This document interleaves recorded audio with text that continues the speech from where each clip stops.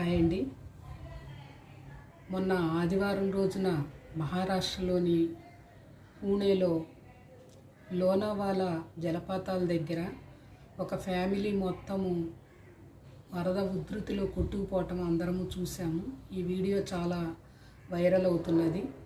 పాపం ఆ జలపాతాన్ని, లోనావాలా జలపాతం యొక్క సుందరమైన దృశ్యాలను చూడాలని పాపం మా ఫ్యామిలీ మొత్తం వెళ్ళారు. విహారయాత్ర కాస్త విషాదయాత్రగా మిగిలింది. వారి జీవితాలన్నీ ఆ వరద ఉధృతిలో అందరూ కొట్టుకుపోయారు. పాపం ఒడ్డున ఉన్నవారు కూడా వారిని కాపాడదామని చెప్పి అక్కడ ఉన్న చెట్లను లాగి తీగలాగా చుట్టి పాపం వాళ్ళకి వేసి వాళ్ళని ఒడ్డుకి చేరుద్దామని ప్రయత్నాలు చేశారు. కానీ వారి ప్రయత్నాలు ఏవి ఫలించలేదు. మొత్తము 9 మంది కుటుంబ సభ్యులు మొత్తము వరద ఉధృతిలో కొట్టుకుపోయారు. ఇలాగే 9 ఏళ్ల క్రితము 10 ఏళ్ల క్రితము ఇంజనీరింగ్ స్టూడెంట్స్ కూడా ఇలాగే జలపాతాల దగ్గర మొత్తం కొట్టుకుపోయారు పిల్లలంతా. ఇలా ఇప్పుడు మనకు అసలు జూన్ నెలలో వర్షాలు ప్రారంభమవుతాయి.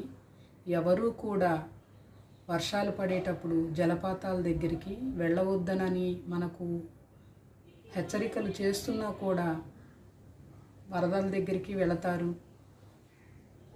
ఈ పిక్స్ తీసుకోవటానికనని చెప్పి ఆ సుందర దృశ్యాలను తీసుకోవాలని వెళతారు. కానీ నిన్న ఈ హృదయ విదారక సంఘటన చాలా మనసు కలిచివేసింది. ఎవరు దయచేసి వర్షాలు పడేటప్పుడు జలపాతాల దగ్గరికి కానీ డ్యాముల దగ్గరికి కానీ వెళ్ళవద్దు. మీరు కూడా ఈ వీడియోను చూడండి. Okay, thank you.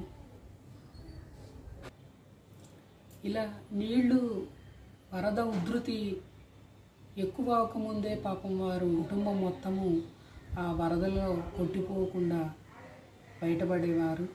కానీ భగవంతుడి నిర్ణయము మరి ఎలా ఉందో వారు పాపం బయటికి రాలేక ఆ వరద ఉధృతిలో కొట్టుకుపోయారు. ఎవ్వరూ కూడా వర్షాలు పడేటప్పుడు డ్యాముల దగ్గరికి జలపాతాల దగ్గరికి దయచేసి వెళ్ళవద్దు.